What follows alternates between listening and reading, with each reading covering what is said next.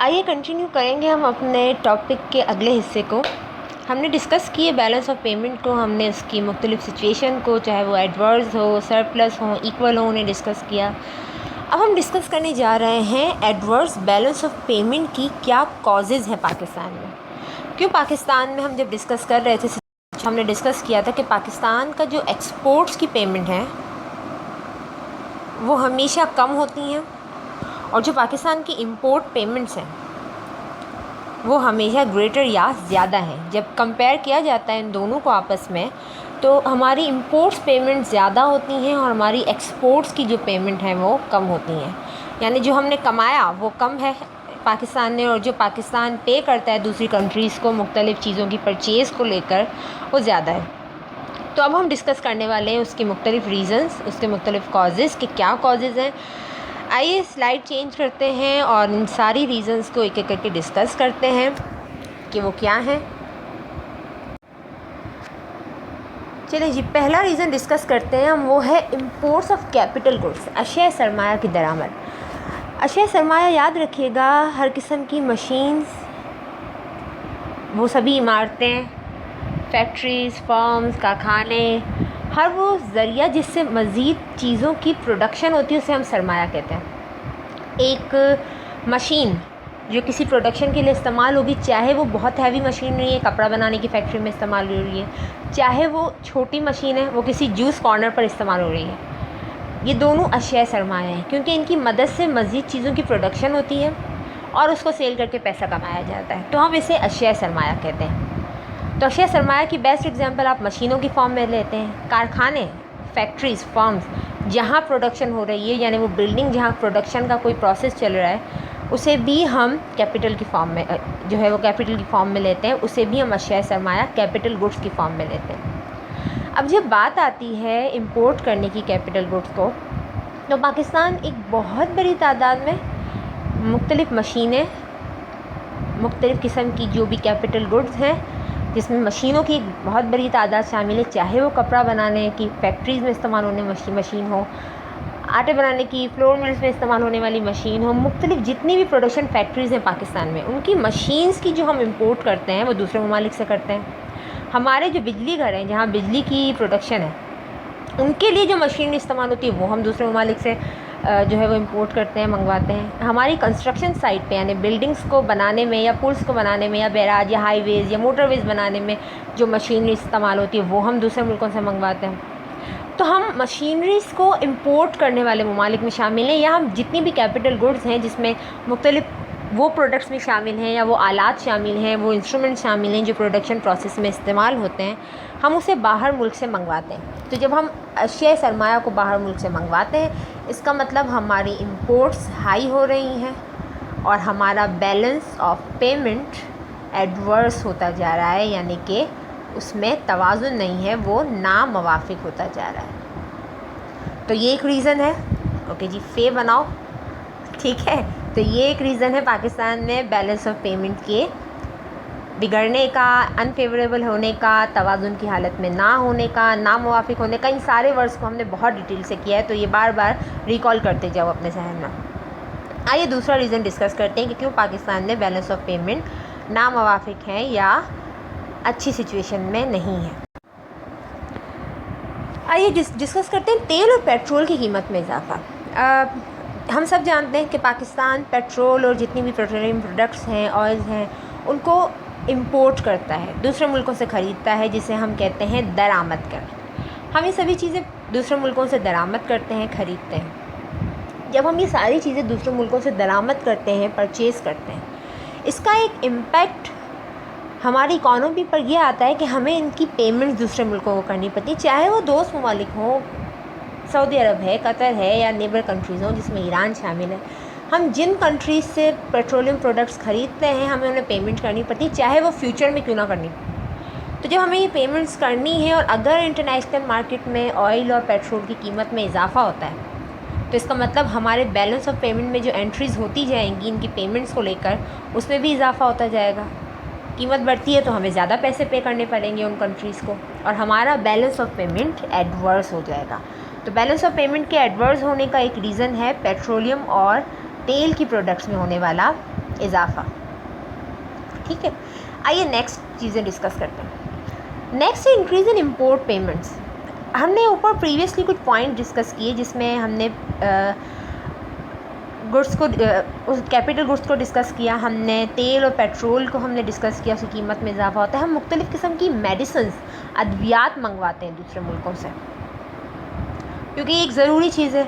हम मुख्तलिफ़ किस्म की प्रोडक्ट्स, आप ग्रोसरी ख़रीदने जाइए मुख्तलिफ़ सुपर मार्केट्स में या मार्केट्स में, आपको प्रोडक्ट्स भी दिखते हैं। या आप चिप्स ले लो, चॉकलेट ले लो, अक्सर उससे मेड इन चाइना, बाहर मुल्क से आए हुए चिप्स होते हैं। बहुत सी प्रोडक्ट्स ऐसी होती हैं जो बाहर मुल्कों से आती हैं, यानी हम उनको इंपोर्ट कर रहे होते हैं। तो जब हम इतनी सारी प्रोडक्ट्स जिसमें खाने पीने की बिस्किट और चिप्स तक शामिल हैं उनको इंपोर्ट करते हैं, वो दूसरे मुल्कों से आती हैं, जिसमें USB भी शामिल है, जिसमें मोबाइल फ़ोन भी शामिल है, जिसमें मशीनें शामिल हैं, चाहे वो वॉशिंग मशीन हो, चाहे वो हमारे घर में इस्तेमाल होने वाली इस्त्री हो। जब हम उसे दूसरे ममालिक से मंगवाते हैं तो इसका मतलब हमारा जो दरामदी बिल है, जो पेमेंट्स हमें दूसरे मुल्कों को करनी है, उसमें इजाफा होता है। और जब भी दरामदी बिल में इजाफा होगा तब हमारा बैलेंस ऑफ पेमेंट, यानी जो हमारी अदायगियों का तवाज़ुन है, वो एडवर्स होगा, यानी कि उसकी सिचुएशन बिगड़ जाएगी। क्यों? क्योंकि अब हमारी एक्सपोर्ट्स की जो पेमेंट है वो तो कम है, लेकिन जो हमें इंपोर्ट की पेमेंट करनी पड़ती हैं उसमें इजाफा होता चला जाता है। तो ये एक रीज़न है पाकिस्तान में बैलेंस ऑफ पेमेंट के एडवर्स होने का। आइए नेक्स्ट की तरफ बढ़ते हैं, जो कि कंजम्पशन ओरिएंटेड सोसाइटी जो कि हम हैं।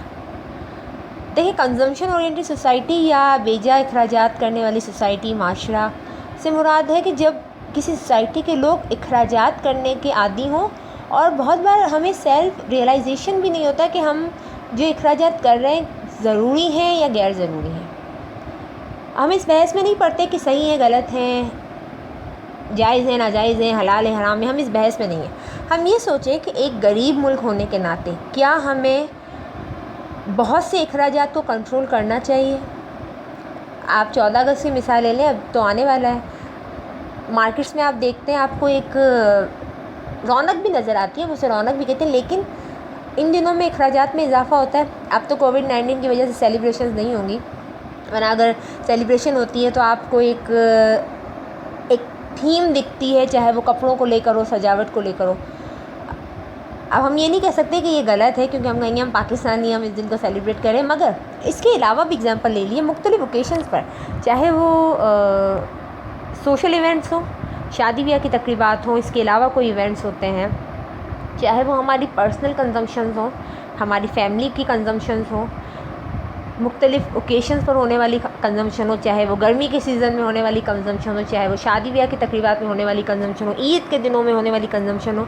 हम कंजम्पशन ओरिएंटेड सोसाइटीज़ हैं, हमें कंज्यूम करना पसंद है, और उसका रीज़न हम ये देते हैं कि हम अफोर्ड कर सकते हैं। एक शख्स अपने घर में होने वाली शादी पे लाखों रुपए खर्च करेंगे, तो वो ये रीज़न देते हैं कि हम चैरिटी भी करते हैं, लेकिन हम एक महंगी शादी अफोर्ड कर सकते हैं तो हम क्यों नहीं कर सकते। तो ये रीज़न दिया जाता है। लेकिन जब उसको माइक्रो से हटा के मैक्रो पे देखा जाता है ना, यानी पूरी सोसाइटी के पॉइंट ऑफ व्यू से देखा जाता है, तो फिर हम ये नहीं कहते कि ये शख्स अहल था तो इसने इतनी महंगी शादी की, या इसने इतना ज़्यादा किसी ओकेशन पे खर्चा किया, या इन लोगों ने ज़्यादा खर्चा किया।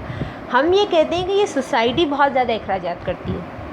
तो जब हम अखराजात करते हैं, इसका मतलब हम बहुत सारी चीज़ें कंज्यूम करते हैं, और उनमें से कई प्रोडक्ट्स ऐसी हैं जो हम बाहर मुल्कों से मंगवाते हैं, machineries, AC, mobile phone, laptop, USBs, जिसमें ज़रूरी चीज़ें भी शामिल हैं, और जिसमें बहुत बार ऐसी चीज़ें शामिल हैं जो हमें सेटिस्फाई करती हैं, हमें अच्छी लगती हैं। तो ये जो सारी चीज़ें हैं जिनमें बहुत ज़्यादा हैवी मशीनरी है, छोटी छोटी चीज़ों की मशीनरीज़ हों, मुख्तलिफ एक्सपेंडिचर्स हों, ये एक्सपेंडिचर्स दरअसल हमारी जो पेमेंट्स हैं इंपोर्ट्स की, उसमें इजाफा करते हैं और हमारे बैलेंस ऑफ पेमेंट को एडवर्स करते हैं। ठीक है, आइए नेक्स्ट एग्जांपल लेते हैं, जो कि है सनती खाम माल की दरामद।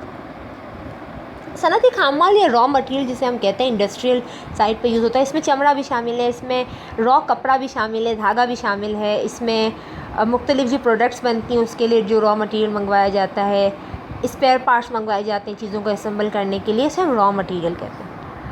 अच्छा, पाकिस्तान मज़े की बात है कि उसमें वो शुमार होता है जहाँ कपास अच्छी होती है। हम कपास को क्या करते हैं, दूसरे मुल्कों को एक्सपोर्ट कर देते हैं, पैसा कमाने के लिए अच्छी चीज़ है। मगर फिर जब हमें अपने मुल्क में कपड़ा बनाना होता है तो हम रॉ कपड़ा यानी प्लेन कपड़ा दूसरे मुल्क से ख़रीदते हैं, और ज़ाहिर है उसकी कीमत ज़्यादा होती है और वो इम्पोर्ट बिल में आ जाता है।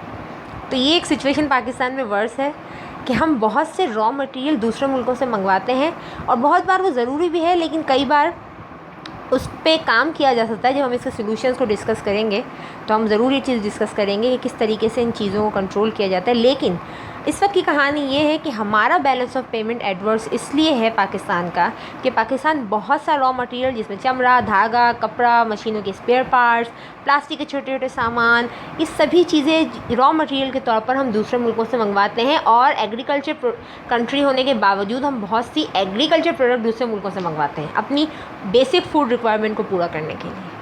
तो ये जो हम रॉ मटेरियल मंगवाते हैं दूसरे मुल्कों से, इससे भी हमारे जो बिल है एक्सपोर्ट का उसमें इजाफ़ा हो जाता है। माफ़ कीजिएगा, जो हमारी इंपोर्ट का बिल है इसमें इजाफ़ा हो जाता है और हमारा बैलेंस ऑफ पेमेंट एडवर्स हो जाता है। याद रखिएगा, जब जब हमारी इंपोर्ट्स, जिसको हम एम से डिनोट करते हैं, शो करते हैं, उसमें इजाफ़ा होगा, इसका मतलब बैलेंस ऑफ पेमेंट हमारा बिगड़ रहा है, नामुवाफिक हो रहा है, एडवर्स हो रहा है। ठीक है, तो आइए हम अगले पॉइंट्स की तरफ बढ़ते हैं नेक्स्ट वीडियो में। ओके जी, नेक्स्ट पॉइंट जो हमारा है बैलेंस ऑफ पेमेंट के एडवर्स होने के सिलसिले में कि क्यों हमारी बैलेंस ऑफ पेमेंट नामुवाफिक हैं, एडवर्स हैं। इसके लिए एक रीज़न है terms of trade. Terms of trade क्या है? इसको अगर हम आसान लफ्ज़ों में समझें टर्म्स ऑफ ट्रेड को, कि देखें जब कोई मुल्क बहुत ज़्यादा वॉल्यूम में यानी ज़्यादा वज़न की या ज़्यादा तादाद में चीज़ों को दूसरे मुल्कों को एक्सपोर्ट करता है, ज़रा गौर से समझिएगा, जब हम बहुत ज़्यादा वॉल्यूम में, बहुत ज़्यादा वॉल्यूम की बात करूँ यानी वज़न में चीज़ ज़्यादा है, हम उसको दूसरे मुल्क को बेचते हैं, लेकिन वो सस्ती है। अब जैसे वेजिटेबल की एग्जांपल ले लो, वेजिटेबल का वज़न तो ज़्यादा होता है ना, आलू प्याज हो गई, मुख्तलिफ वेजिटेबल्स हो गई। आप गोश्त की एग्जांपल ले लें, पाकिस्तान बहुत सी एनिमल प्रोडक्ट्स यानी बहुत सी डेयरी प्रोडक्ट्स तो भी सेल करता है, इनका वज़न भी ज़्यादा होता है। अब पाकिस्तान जो है वो जब ये सारी चीज़ें एक्सपोर्ट करता है, दूसरे मुल्कों को बेचता है, तो इसका वज़न ज़्यादा है, ठीक है, लेकिन ये कीमत में कम होता है, यानी इनका वॉल्यूम ज़्यादा है लेकिन इनकी प्राइस जो होती है वो इतनी ज़्यादा नहीं होती। अब आओ इस सिनेरियो को मैं कंपेयर करती हूँ अपनी इंपोर्ट्स के साथ। जब मैं इंपोर्ट करती हूँ यानी जब पाकिस्तान इंपोर्ट करता है, पाकिस्तान इंपोर्ट करता है मशीनरीज़, USBs, लैपटॉप, मुख्तलिफ़ किस्म की मशीनी, चाहे जिसमें जूसर्स हों, चाहे उसमें इंडस्ट्रीज़ में इस्तेमाल होने वाली मशीनें हों, चाहे इसमें मुख्तलिफ़ किस्म की आपके पावर प्लांट्स में इस्तेमाल होने वाली मशीनें हों, आपकी जो कंस्ट्रक्शन सेक्टर है उसमें इस्तेमाल होने वाली मशीनें हों, ये सारी मशीनें, सारे औज़ार, इंस्ट्रूमेंट हम दूसरे मुल्कों से क्या करते हैं, इम्पोर्ट करते हैं। यानी ये चीज़ें, अब USB की एग्जांपल लो, USB वॉल्यूम में, वज़न में कम होती है, लेकिन USB अपनी प्राइस को लेकर तो ज़्यादा होती है। ठीक है, अब एक USB की एग्जांपल हम ले रहे हैं ना, मैं USB की एग्जांपल लेती हूँ। USB अपने वॉल्यूम को लेके तो कम होती है लेकिन अपनी प्राइस को लेके तो ज़्यादा होती है।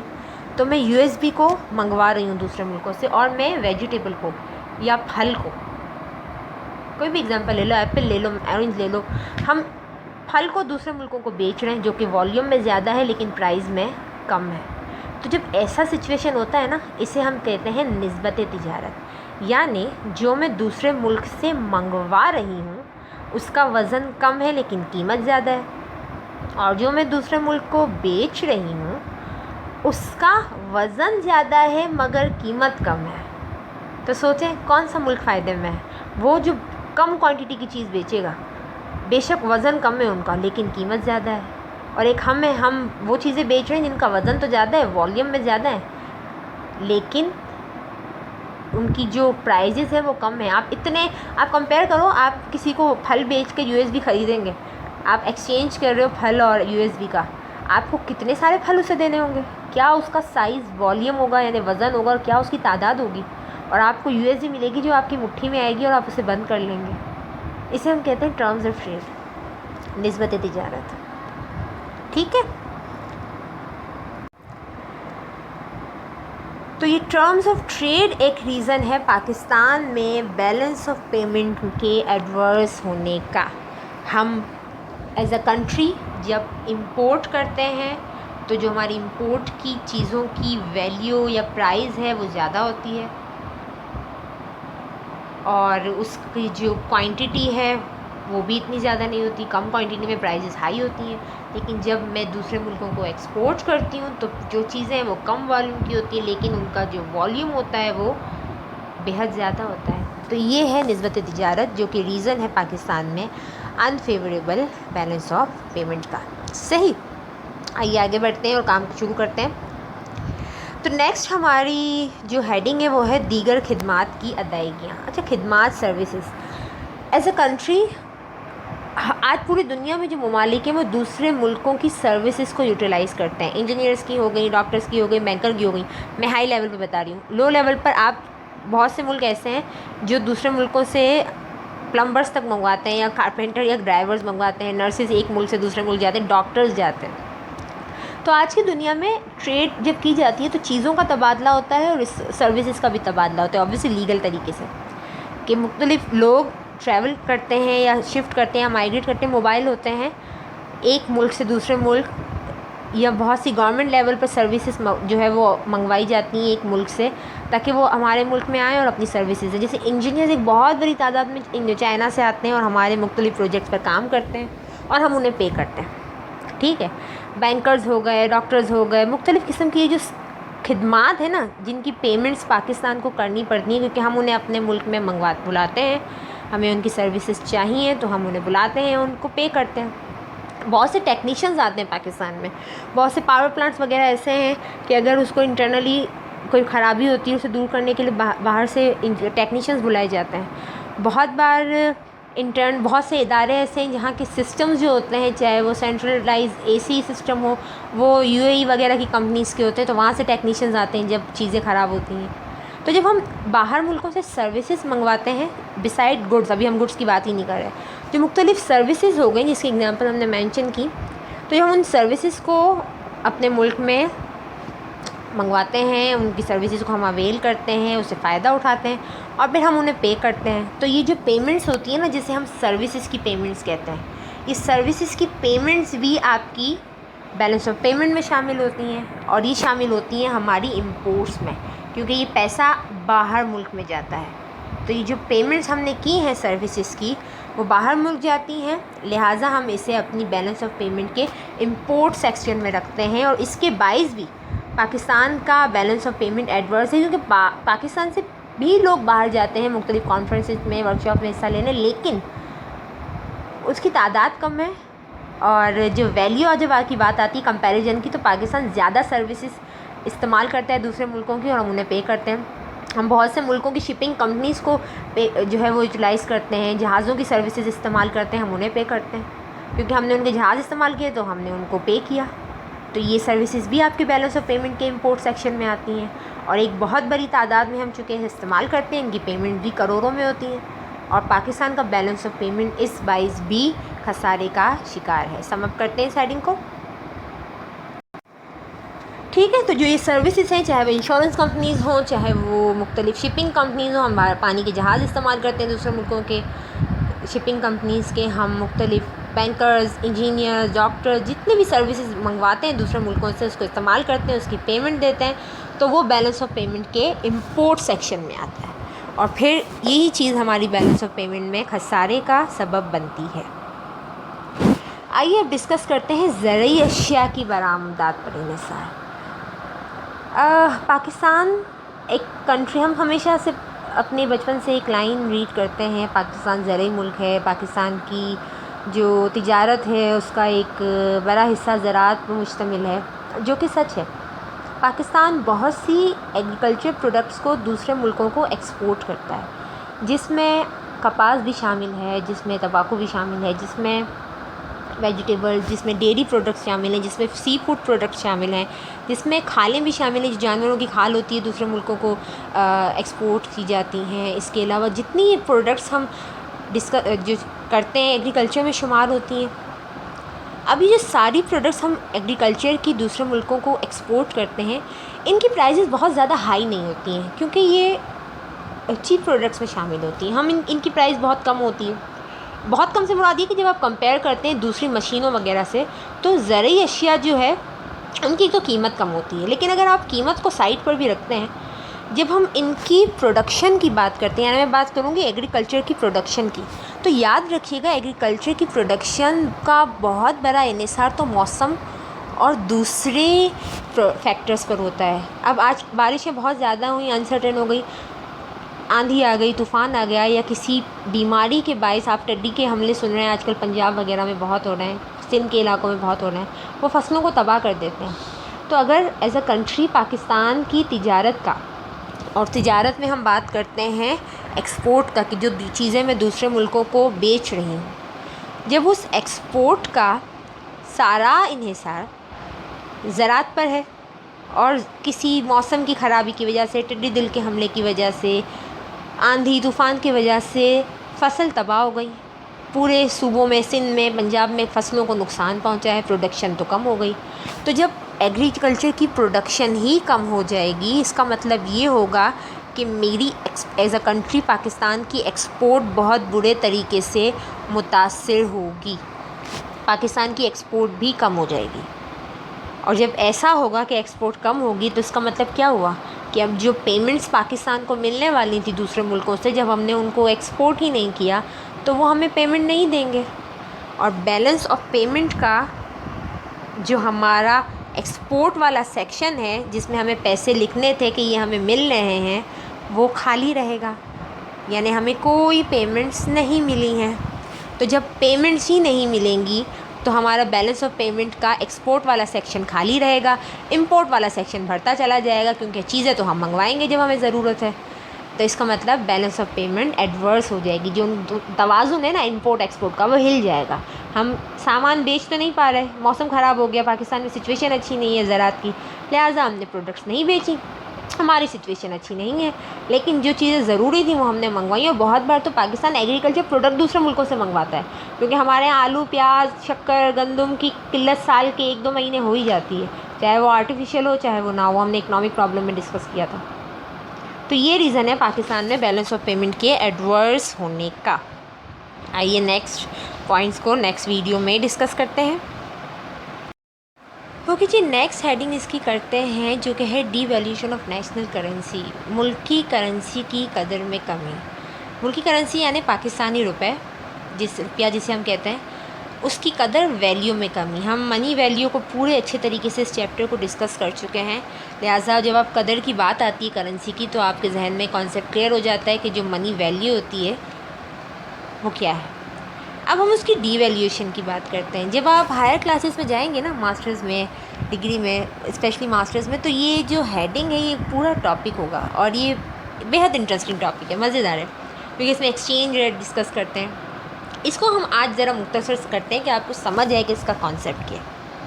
तो जब हम पाकिस्तान में बैलेंस ऑफ पेमेंट के एडवर्स होने की रीज़न्स को डिस्कस करते हैं, तो उसमें एक रीज़न है पाकिस्तान में करेंसी एक्सचेंज रेट के डिवैल्यूएशन या कम होने का। किस तरीके से?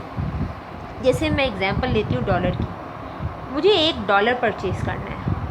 अच्छा, आजकल अगर मैं जाऊँगी किसी करेंसी डीलर के पास, किसी मनी चेंजर, मनी एक्सचेंज में, तो जब मैं डॉलर परचेज़ करूँगी एक, तो उस $1 के बदले मुझे जो 7 अक्टूबर तक जो मैं डॉलर रेट था वो था 168.8, तो 0.8 अभी छोड़ देते हैं, 168 PKR यानी पाकिस्तानी करेंसी। तो अगर मुझे $1 परचेज़ करना है, तो मुझे उसके बदले पाकिस्तानी करेंसी के, मैं यहाँ लिख देती हूँ ज़रा आपको अच्छे से समझ आएगा, कि अगर मुझे $1 परचेज़ करना है, तो मुझे उस डॉलर के लिए तकरीबन 168 रुपीज़ $1 के लिए पाकिस्तानी करेंसी के देने होंगे। तो सोचें, अगर आप लाखों डॉलर लेते हैं या हज़ारों डॉलर लेते हैं, चंद सौ डॉलर लेते हैं, $50 लेते हैं, चलें, तो अगर मुझे $50 परचेज़ करने हैं, तो 168 मल्टीप्लाई बाय 50 कितना बड़ा अमाउंट हो जाएगा? आ जाओ करके देख लेते हैं, कैलकुलेटर निकालते हैं। ये इज़ द कैलकुलेटर। ओके जी, मुझे $168 रेट है और मुझे परचेज़ करने हैं समझो $50। तो मैं मल्टीप्लाई करूँगी 168 को 50 से। तो अगर मुझे $50 लेने हैं तो मुझे देने पड़ेंगे 8,400 रुपये।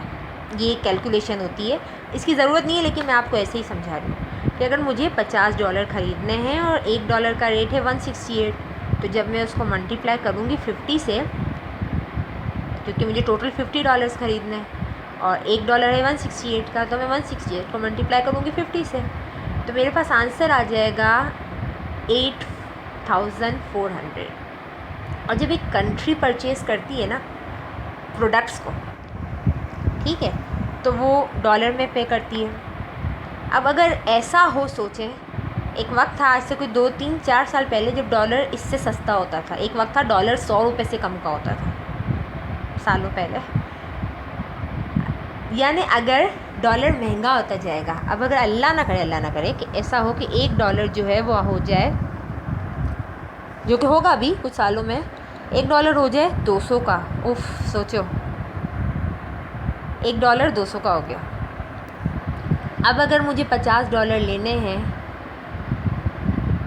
तो मैं 200, क्योंकि अब $1 200 का हो गया है, तो मैं मल्टीप्लाई करूँगी 200 को 50 से। पहले मुझे 8,000 के करीब में डॉलर पर मिल जाता था, लेकिन अब चूँकि डॉलर महंगा हो गया, तो देखिए अब मुझे 10,000 देने पड़ेंगे 50 के। यही हाल होता है ट्रेड के साथ। जब डॉलर महंगा होता है और पाकिस्तानी रुपए की वैल्यू गिरती जाती है, यानी पाकिस्तानी रुपए की वैल्यू जो है वो गिरती जा रही है क्योंकि डॉलर महंगा होता जा रहा है, तो जो हमारी इंपोर्ट्स का बिल है, यानी जो हमें इंपोर्ट्स बिल देना पड़ता है, उसमें भी इजाफ़ा होता जाता है। क्योंकि जब मैंने सोचा था कि कुछ परचेज़ करूं तो डॉलर 168 का था।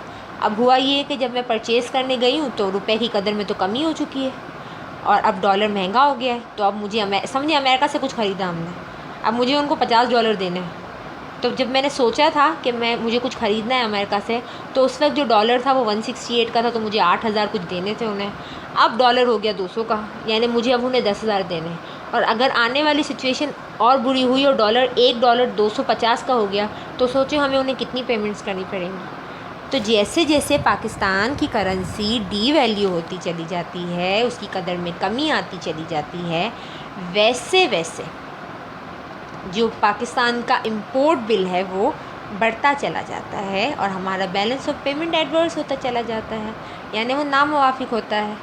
ठीक है, इसका फ़ायदा भी होता है, पता है, करेंसी जो डीवैल्यू की जाती है ना, उसका एक फ़ायदा भी होता है, वो भी बता देती हूँ। उसका फ़ायदा ये होता है बच्चों कि जो हमारे पास एक्सपोर्ट होती है ना, उसमें भी चूँकि अब मैं किसी मुल्क को वेजिटेबल्स फ़रोख्त कर रही हूँ, चलें ठीक है, हम फ्रूट्स बेच रहे हैं, खालें बेच रहे हैं, डेयरी प्रोडक्ट्स बेच रहे हैं, हम मुख्तलिफ प्रोडक्ट्स दूसरे मुल्कों को एक्सपोर्ट भी तो करते हैं, बेचते भी तो हैं। तो जो पैसा हमें मिलता है वो भी डॉलर की फॉर्म में अक्सर मिलता है। तो जो डॉलर हमें मिलेगा वो भी तो अब महंगा हो गया, तो हमारे लिए तो फ़ायदेमंद है कि जो डॉलर मेरे पास आ रहा है वो महंगा है, उसको रुपीज़ में एक्सचेंज करवाऊँगी तो इतने सारे पाकिस्तानी रुपीज़ बन जाएंगे।